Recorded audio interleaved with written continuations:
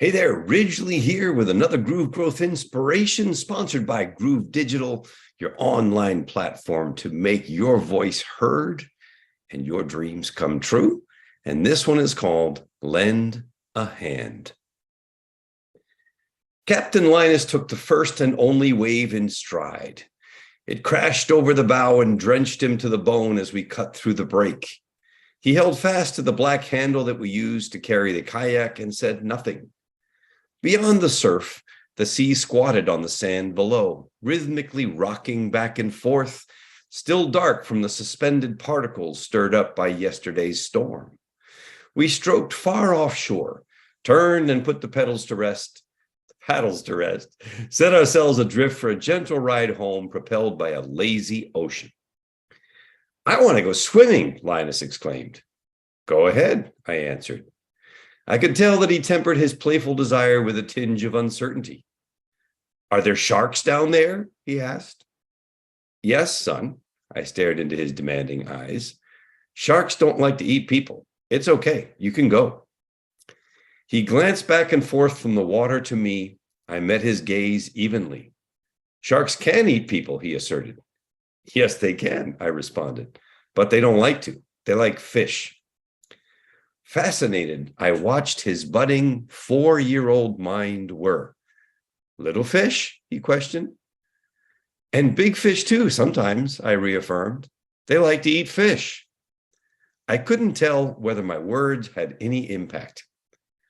"Stingrays eat people," he asserted. "No, they don't. Stingrays never eat anybody. Stingrays eat seaweed." Linus wrestled with himself. Adventurous spirit versus cautious soul, a tug of war between wonder and fear. "I want to go in, Dada," he repeated. "Jump," I suggested in a soft voice. "There are no sharks down there?" he pleaded. "Yes, son, there are sharks down there, but they won't bother you. You're not a fish." For a long while, we floated. The late afternoon sun turned crimson, sent a long streak of speckled gold straight to us across the gulf. "I want to swim in the sun shadow," Linus decided. "Let me turn the boat for you," I replied, and spun the kayak until the rays lapped up against the shell. "How about now?" I rubbed my fingers through his hair.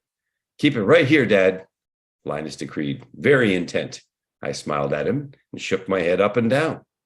He began to climb off and then stopped, unsure. "You can do it," I assured him. "It's okay," I said once again. "I want you to hold my hand, Dad," he requested. "Sure." I took his small hand in mine. "I've got you." He creased his lips in a show of timid bravery, gripped tightly, and lowered himself into the dark. Immediately he grinned. I could see him kicking like a swan under the surface. He made it.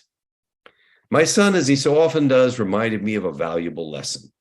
Sometimes to confront our fears, we can all use some encouragement and a helping hand. What about you? Who might you reach out to today? Whose hand might you accept? I love that. The power of lending a hand. And it comes up all the time. You can do it here. You can do it there. You can do it almost anywhere. So why not? Why not do more of that? Why don't we all make a decision and a determination right now that we're going to go out and with somebody, we're going to lend a hand. I'll catch you next time on the next edition of Groove Growth Inspirations. Bye for now.